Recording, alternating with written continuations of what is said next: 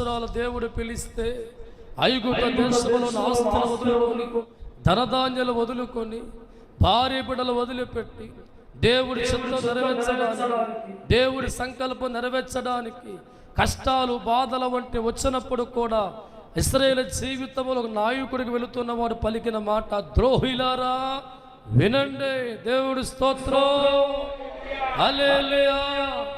ఆ ఒక్క మాటే మోషే జీవితాన్ని కానాన్ దేశం వెళ్ళకుండా ఆపేసింది.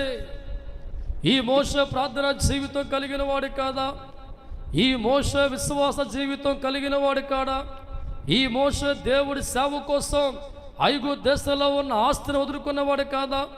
40 సంవత్సరాలు కుటుంబాన్ని విడిచిపెట్టి బిడ్డలు విడిచిపెట్టి దేవుడి సేవలో కొనసాగేవాడు కాదా? ఇటువంటి వాడి జీవితం ఎందుకు కానాన్ దేశం చేరలేదు? ఎందుకు వాగ్దాన భూమి చేరలేదు?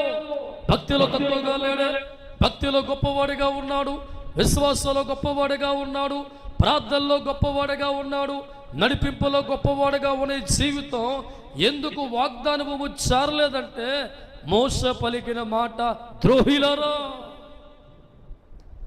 ఒక చిన్న మాట మోషే జీవితం అపవిత్రంగా మార్చేసింది. హృదయంలోకి వచ్చిన మాట నిలువెత్తిన మనుషులు కూడా అపవిత్రంగా మార్చడం వల్ల అపవిత్రమైన మనుషులు దేవుడి కార్యముకు పాత్రులు కారు కనుక ఎన్నో సంవత్సరాలు దేవుడి సేవలో కొనసాగి దేవుడి మార్గంలో ప్రయాణించి దేవుడే అనుకున్న ఒక జీవితం కలిగిన భక్తి కలిగిన వాడి జీవితం మధ్యలో ఆగిపోయింది.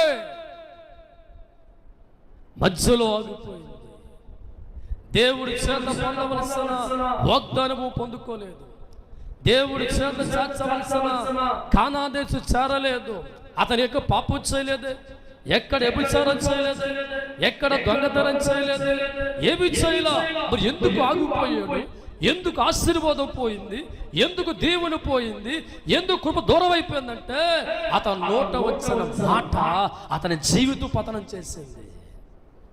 మోసే నోట వచ్చిన మాట పొరపాటున మాట, భక్తి కలిగిన వాడు నోట రాకున్న మాట, విశ్వాసం కలిగిన వాడి జీవితంలో రాకున్న ఒక మాట, పొరపాటును విడుదల చేయడం వల్ల, పొరపాటున మాట్లాడడం వల్ల 40 సంవత్సరాలు దేవుడి సేవలో పరిగెత్తబడి బతుకు అది పొందకుండా ఆగిపోయింది. దేవుడి స్తోత్రం.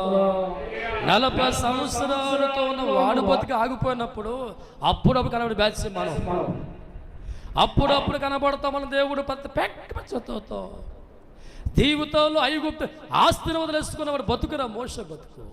సుఖాన్ని విడిచిపెట్టి, సిరి సంపదలు విడిచిపెట్టి, భార్యను విడిచిపెట్టి, బిడ్డలు విడిచిపెట్టిన వాడే ఒక నోటి మాట పొరపాటు చేస్తే పోగొట్టుకున్నప్పుడు నువ్వెంత నేనెంత. వారం రోజులో ఒక్కరోజు మందిరంలో ఒక అరగంట గడుపుతూ బ్యాచ్ మందే, మిగతా రోజులన్నీ మన కార్యక్రమం మనవే.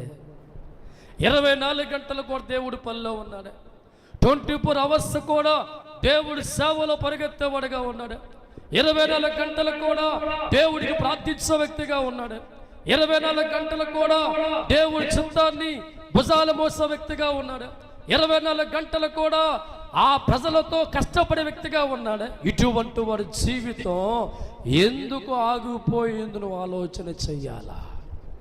ఎందుకు వాగ్దానం చేరలేదు? ఎందుకు దేవుడు కృప పోగొట్టుకున్నాడు? ఎందుకు దేవుడి ప్రేమ అతనికి దూరం అయిపోయిందంటే భక్తుల జీవితంలో కోపంతోనే మూర్ఖులారా, ద్రోహులారా అంటే దేవుడు